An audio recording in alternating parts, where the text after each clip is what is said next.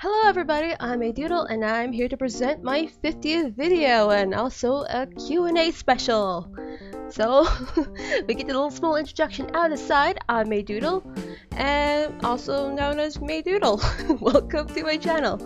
And I'm currently 22 years old. I'm an art student in Canada and I mostly do drawing besides, gaming and stuff, but I started doing it and I'm happy you guys are here. So other than that, let's jump into the first question. The first question comes from Keepin Maxos over on Twitter, and the question is, how do you make the greeny look that you do? You're talking about blush, right? I think so. I'll do a little quick side tutorial and I'll put that here. Okay, now for that question about doing whatever it was to add blush or whatever. There's a brush that I use in Krita called, or whatever it's called. It's basically this big ass brush. He's got sized it down a little bit. And I put the opacity pretty low so I can start, adding much layers and see how much, like a blush I want to add. So you have this character here. I just doodle real quick. You can just add like areas of it, like around the cheek area, especially where the character blushes. I sometimes add it on the nose too, on the outside of the cheek. I'll put it on top of the ear a little bit as well, and a little bit on the neck too, to give it some, some life into the character. And you just, I just keep doing this. Just keep adding a little bit of layers at a time to make it look like, blush a little bit. And then I go back to my regular brush pen that I use, and then I just put the opacity down a little bit, and I just draw a little bit of lines on it. So you don't want to the lines to overpower it because it'll probably look kind of weird. Well, it's just my opinion. And yeah, so just erase the leftover colors, clean it up quite nicely. There you go. So basically that's how I do blush mostly. You got a little bit of white to it as well, like a bit of shine to it.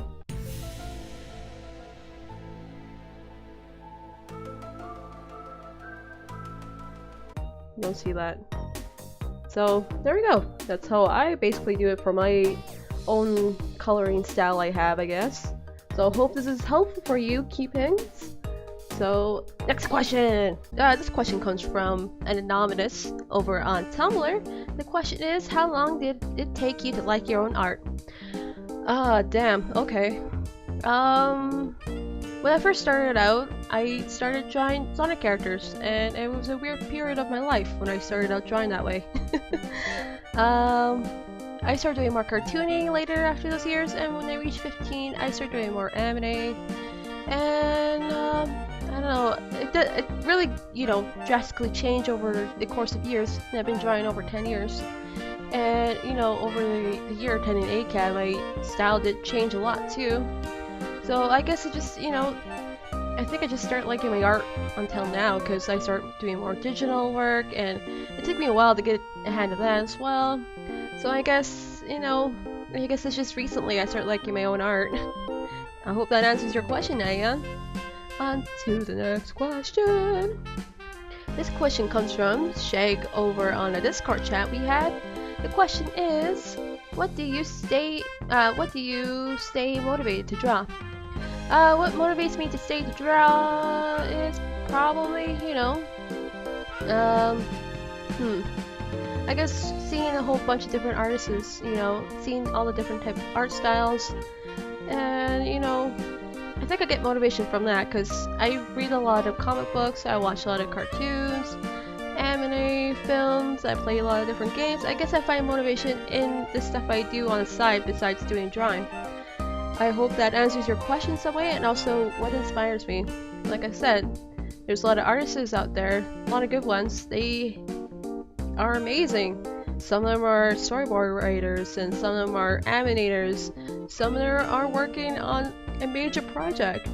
And I find that inspires me because I love to get at a point in my life to get at their point of lives, So that's why I continue to keep working, because I want to develop so many skills and keep trying and, doing what I love.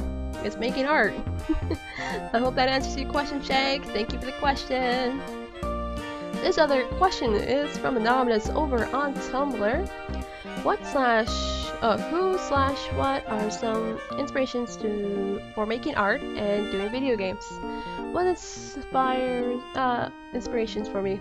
Brightly Mighty. It was a major inspiration for me when I was growing up, because I read his Scott Pilgrim series and I absolutely adore his style. It's mostly cartoony, but I love it. And also, just when I turned 18, whenever Steven Universe came out, Rebecca Sugar became another inspiration for me because they're both cartoonists, and I did mostly cartoon until recently, until I started doing a little bit more anime. I should probably get back into cartooning. So yeah, they're major inspirations for me, and I love their work. And what inspires me to do video gaming? Again, there's a lot of, good game players on YouTube. They inspire me to do it.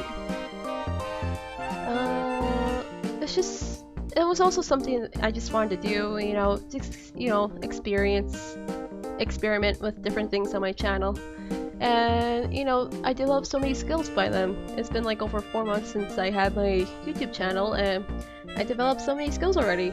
I learned how to talk more, laid back. I learned how to do video editing. I learned how to be quite a little bit more entertaining and a little bit less awkward. So I'm quite grateful I started it. So yeah. And where do you get your motivation? Just like the last question that Shag asked, my motivation was just mostly off artists and see how many different art styles and all the skills they have. It's just flabbergasted me, and I applaud them. They're amazing. Thank you for all that gave me questions to answer for this short film video. Just let you guys know that due to time, I'm gonna have to make this a 2-parter. So I hope you guys will be sticking around for the other part, and I'm gonna post on Tuesday because I'm gonna have it ready by then. So other than that, thank you for so much all those questions, and I love you guys. Thank you so much for sticking around, and see y'all in the next video. Bye!